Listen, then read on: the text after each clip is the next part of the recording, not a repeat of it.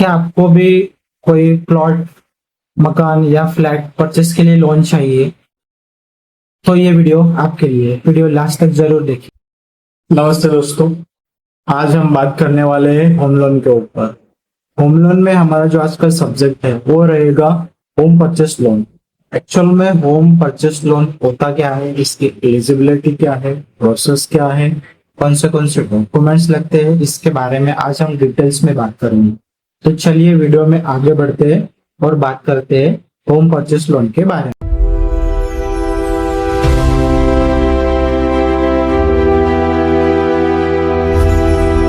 Purchase loan में क्या क्या आता है? परचेस लोन में आप लैंड विथ होम परचेस कर सकते हैं, या तो किसी बिल्डिंग में फ्लैट लेना चाहते हैं वहां पे भी परचेस लोन ले सकते हैं, या तो आपको कहीं शॉप लेनी है तो वहां पे भी परचेस लोन ले सकते हैं, या तो फिर आपको कहीं पे सिर्फ प्लॉट लेना, आप वही वहां पे भी परचेस लोन ले सकते। अगला पॉइंट है वो है प्रोफाइल के बारे में। प्रोफाइल क्या रहता है कि कौन लोन लेने के लिए एलिजिबल है और कौन लोन ले सकता है। तो सबसे पहले बात करेंगे जॉब वाले पर्सन की। तो जॉब में क्या आता है, आप या तो कहीं गवर्नमेंट जॉब करते हो, या तो कहीं प्राइवेट कंपनी में जॉब करते हो, या तो आप किसी प्राइवेट कंपनी में तो जॉब करते ही हो लेकिन आपको कैश सैलरी मिलती है, आपको अकाउंट सैलरी नहीं मिलती। उसके बाद में हमारा नेक्स्ट पॉइंट जो है, नेक्स्ट पॉइंट आता है बिजनेस प्रोफाइल।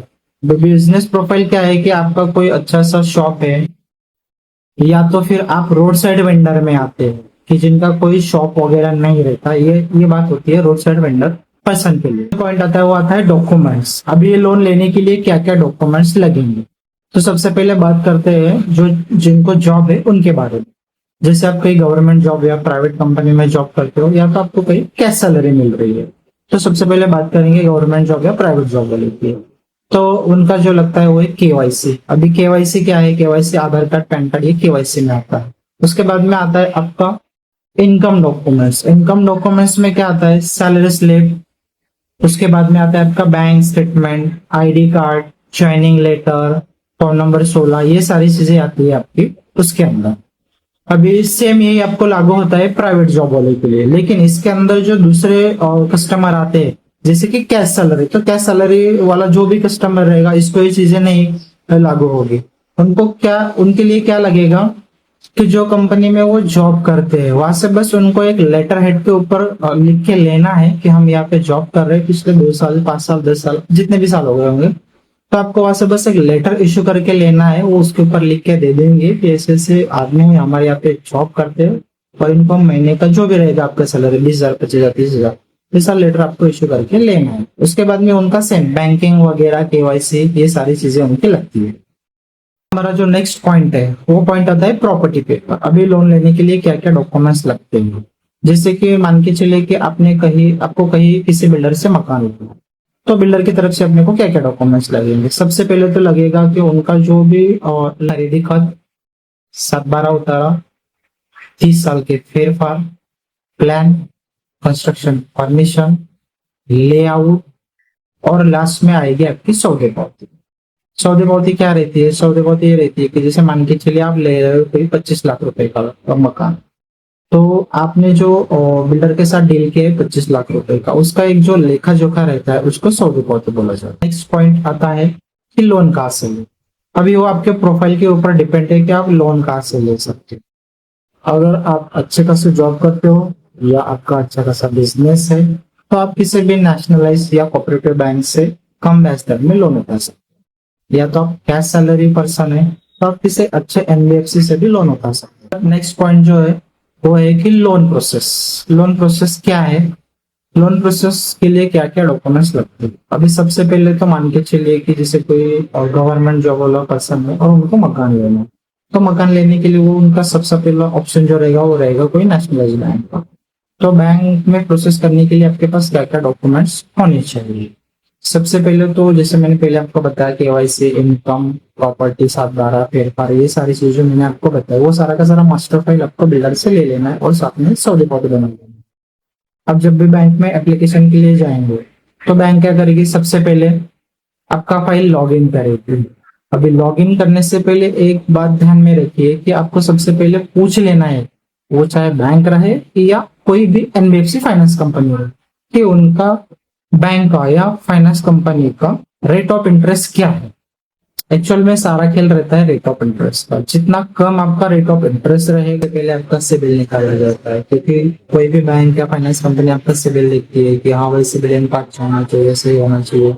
कम से कम सिबिल आपका 700 होना चाहिए, और एनबीएफसी के हिसाब से 650 से लेके वो कॉल लेके चलते हैं, 650 से लेके 900 तक आपका सिबिल सही होना चाहिए। और बैंक का ऐसा है कि उनको 700 750 ही सिबिल चाहिए।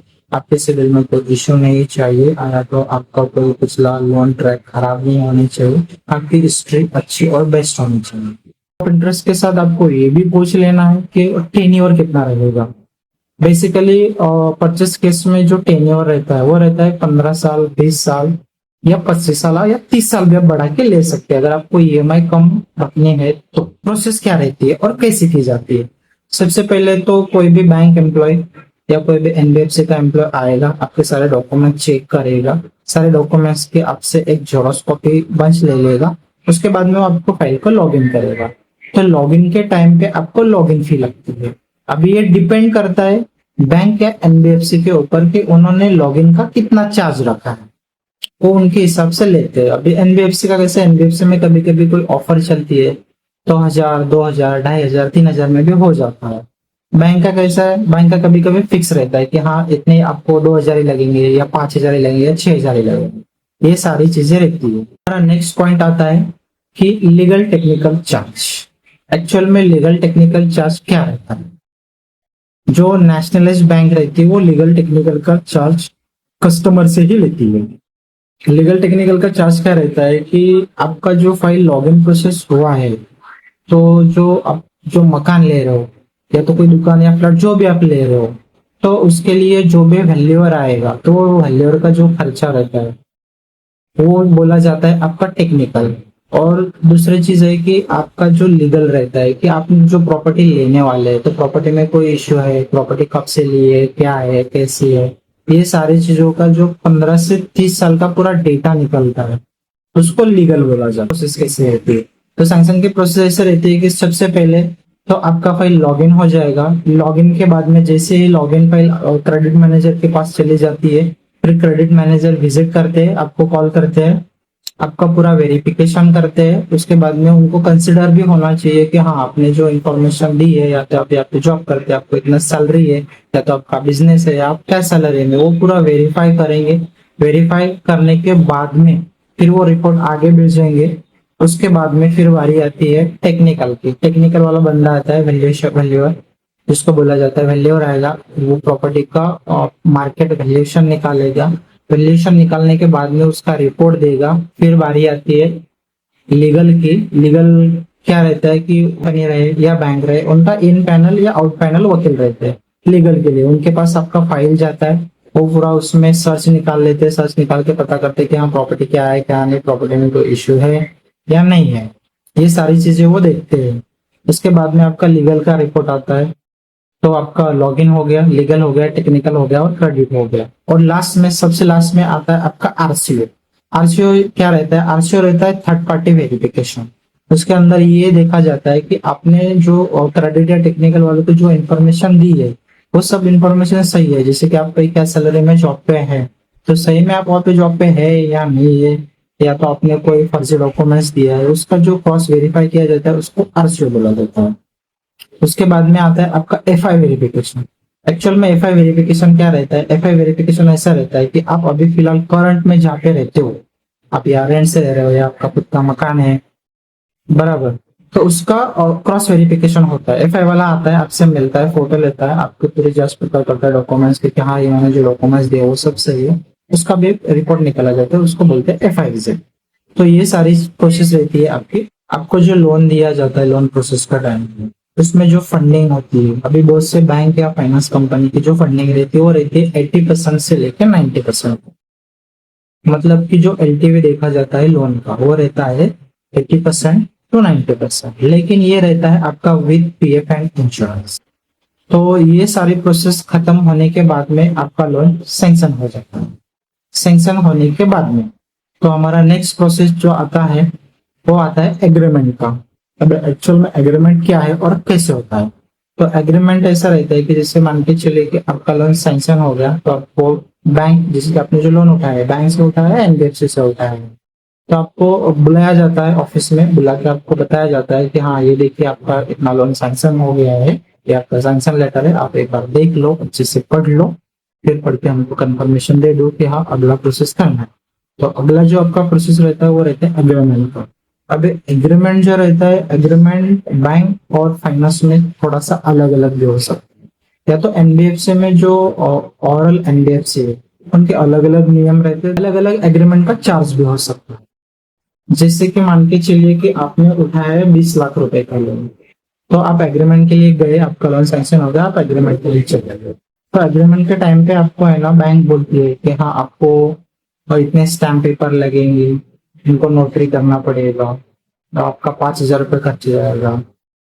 उससे बेस पे अगर आपने किसी एनबीएफसी से लोन उठाया तो एनबीएफसी भी आपको बोलेगी कि हाँ आपको स्टैम्प पेपर लगेंगे, नोटरी करना पड़ेगा। तो वो रहता है उनकी पॉलिसी के हिसाब से। कहीं पे तो आपको कोई स्टैम्प पेपर की जरूरत नहीं रहती, या तो कोई नोटरी की जरूरत नहीं रहती, लेकिन कहीं कहीं बैंक और एनबीएफसी ऐसे है कि वहां पे आपको लगता है। जैसे कि फॉर एग्जाम्पल आपने किसी एनबीएफसी से लोन उठाया तो वो आपको बोलेंगे कि 7 स्टैम्प पेपर लगेंगे 500 के। तो 7 स्टैम्प पेपर अगर आप लेने जाएंगे तो कितने हो गए आपके 3,517 रुपीज, और उसको नोटरी नोटरी का आपका पर स्टैम्प के हिसाब से गया 200 रुपये, यानी कि कितना गया वो 1,400 रुपये का। तो कुल मिला के 5,000 रुपये आपके एग्रीमेंट में चले गए। तो ये रहता है आपका एग्रीमेंट। जैसे कि मैंने बोला कि एग्रीमेंट का आपका जो खर्चा वगैरह जो रहता है, तो उसी टाइम आपको है ना आपका जो सैंक्शन लेटर है, सैंक्शन लेटर को अच्छे से पढ़ लेंगे, और सैंक्शन लेटर में आपको जो सारी कंडीशन दी गई है वो भी अच्छे से समझ लेंगे। उसके अंदर एक इम्पोर्टेंट सा पॉइंट आता है, जैसे कि पीएफ यानी कि प्रोसेसिंग फी, और इंश्योरेंस यानी कि बीमा। तो क्या है कि बैंक में, जैसे कि नेशनलाइज बैंक में आपने कई लोन लिया है, तो उनका जो पीएफ रहता है यानी कि प्रोसेसिंग फी, वो प्रोसेसिंग फी आपका 0.50 से लेके 1% तक हो सकता है। लेकिन उसके अलावा अगर आपने किसी एनबीएफसी से लोन उठाया तो उनका प्रोसेसिंग फी आपको 1% से लेकर 2% तक देखने के लिए मिल जाता है। सेकंड बात ये रहती है कि इंश्योरेंस। अब इंश्योरेंस कैसा रहता है कि जो एप्लीकेंट है सिर्फ उन्हीं का इंश्योरेंस निकाला जाता है, और वो डिपेंड करता है उनके एज के हिसाब से, और कंपनी रहे या कोई भी बैंक रहे उनके पॉलिसी के हिसाब से आपका इंश्योरेंस निकाला जाता है। हमारा अगला पॉइंट आता है खरीदी का। अभी खरीदी क्या है और कैसे करनी है। एक्चुअल में जो आपका एग्रीमेंट वगैरह होता है तो उसमें आपको, जैसे मैंने पहले बोला कि उसमें से आपका पीएफ और इंश्योरेंस का पैसा कट जाता है। जैसे मान के चलिए आपने 20 लाख रुपए का लोन उठाया, उसमें आपका पीएफ और इंश्योरेंस माइनस हो गया 50,000 से लेकर 1 लाख रुपए का, तो बचा आपका 19 लाख रुपए का, और आपने प्रॉपर्टी परचेस की है 25 लाख में। तो ये जो 19 लाख और 25 लाख, इसके अंदर का जो डिफरेंट आता है तो उसको बोला जाता है ओसीआर। अभी ये ओसीआर क्या है, तो ये जो ओसीआर रहता है का लोन लिया है, उसके अंदर जो 19 लाख रुपए का आपको बैंक या एनबीएफसी से चेक मिल रहा है, तो वो जो चेक मिलेगा आपका, उसका जो गैप आ रहा है उसके बीच में जो अमाउंट का, वो आता है आपका ओसीआर। तो आप ओसीआर आपको आपके अकाउंट से बकायदा एनएफटी या चेक थ्रू जैसे भी आप करना चाहे आरटीजीएस, तो आपको वो जो कोई भी बिल्डर रहेंगे उनके अकाउंट पे ट्रांसफर करना रहता है। जैसे 25 में से 19 का चेक आ रहा है और बाकी कितने बचे आपके 6 लाख, तो 6 लाख रुपए आपको बिल्डर के अकाउंट पे ट्रांसफर करने पड़ेंगे, तब जाके आपका पूरा 25 लाख रुपए का सौदा दिखेगा। उसके बाद में बात करेंगे अपन अगला खरीदी का। तो खरीदी क्या है कि खरीदी जो रहती है, आपको कोई भी डीएल निबंधक रहेगा वहां जाके आपको खरीदी कर लेनी है। खरीदी में भी दो बातें रहती है। सबसे पहले आती है रेगुलर खरीदी, जो 7% से की जाती है, जिसको आपको गवर्नमेंट को स्टैम्प ड्यूटी 7% के हिसाब से देने रहती है, और आपने जो भी वेंडर लगाया होगा वो वेंडर उसका फीस लेता है, उसके हिसाब से आपको खर्चा जाता है। और दूसरी बात आती है कि अगर आपने कोई प्रॉपर्टी महानगर पालिका के अंडर परचेस की है तो वहां पे आप 2% से भी खरीदी कर सकते हैं, लेकिन उसका एक छोटा सा प्रोसेस रहता है। उसके लिए आपको थोड़े से डॉक्यूमेंट्स करने पड़ते हैं। डॉक्यूमेंट्स बना के आपके महानगर पालिका में एप्लीकेशन देना पड़ता है, वहां से के लेटर लेना पड़ता है, तो ही आपको उसमें 5% का खरीदी में छूट मिलता है। जैसे कि 25 लाख के पीछे अगर आपको 2-2.5 लाख रुपए का खरीदी का खर्चा आ रहा है, तो यहाँ पे जो 2-2.5 लाख रुपए का खर्चा है वो सिर्फ 1 लाख रुपए के अंदर हो जाएगी। लेकिन ये एलिजिबल किसके लिए है कि आपने प्रॉपर्टी महानगर पालिका के अंदर ही लेना है। अगर आप महानगर पालिका के बाहर जैसे ग्राम लेवल में अगर कोई भी प्रॉपर्टी परचेस करेंगे तो आप उसके लिए एलिजिबल नहीं हो सकते। आपको रेगुलर 7% की ही खरीदी करनी पड़ेगी। नेक्स्ट पॉइंट आता है मॉर्गेज। अभी मॉर्गेज क्या है एक्चुअल में? अभी मॉर्गेज में क्या रहता है कि मॉर्गेज के भी दो सिस्टम है। पहला तो आता है आपका आरएम यानी कि रजिस्टर मॉर्गेज। अभी ये रजिस्टर मॉर्गेज क्या है और ये कैसे होता है? बैंक या एनबीएफसी चाहे तो आपको रजिस्टर मॉर्गेज दे सकती है। आरएम यानी कि रजिस्टर मॉर्गेज, अगर बैंक या फाइनेंस को लगता है कि नहीं इनको रजिस्टर मॉर्गेज, इनका रजिस्टर मॉर्गेज ही करना बेटर रहेगा, तो आपको आरएम के लिए बोलेंगे। तो रजिस्टर मॉर्गेज कैसा रहता है? जैसा आपका खरीदे रहता है सेम उसी की तरह आपका रजिस्टर मॉर्गेज रहता है। बस बात इतनी सी रहती है कि आपको जो चालान लगता है वो सिर्फ 1% या 0.8% के हिसाब से ही लगता है। जैसे आपने डीएम निबंधक में जाके खरीदी की है, सेम वैसे ही आपको वहां जाके प्रोसेस करनी पड़ती है और वो डॉक्यूमेंट्स आपके तलाटी ऑफिस में जाके आपको जमा करने पड़ते हैं। इससे क्या होता है कि आपने जो प्रॉपर्टी परचेस की है या तो कोई प्लॉट या शॉप जो भी परचेस किया है, तो उसका जो 7/12 उतारा रहेगा उसके ऊपर उसका बोझ चढ़ जाए और वो दिखेगा। आप जब जब 7/12 डाउनलोड करके देखेंगे तो उसके ऊपर लिख के आएगा क्लियरली कि आपने ये बैंक या ये फाइनेंस से लोन उठाया है और इतना उठाया, कौन से डेट में गया, उसका एक म्यूटेशन एंट्री लगा रहा है। ये हो गया आपका रजिस्टर मॉर्गेज। दूसरा पॉइंट है अपना की एनओआई। एनओआई क्या रहता है? Notice of intimation. इसमें क्या रहता है? सेम मॉर्गेज ही रहता है, लेकिन इसका प्रोसेस जो रहता है, इसका जो चार्ज रहता है वो रहता है 0.8% का। आपको गवर्नमेंट फी भरनी पड़ती है और वेंडर जो भी लेगा मेरे हिसाब से कुछ 3300 रुपये, सॉरी 2500 रुपये तक वेंडर लेते हैं। तो इसका बेनिफिट्स क्या रहता है? इसका बेनिफिट्स ये रहता है कि आपने जो कोई प्रॉपर्टी परचेस की है तो उसका जो 7/12 रहेगा उसके ऊपर कोई भी बोझा दिखाई नहीं देगा। बस म्यूटेशन एंट्री लगी रहेगी कि आपने ये फाइनेंस या बैंक से लोन उठाया था, लेकिन आपके उतारे पे कहीं भी देखने के लिए नहीं मिलेगा कि अब इसके ऊपर कोई बोझा है। ये हो गया आपका मॉर्गेज सिस्टम। इसमें आता है चेक हैंडओवर।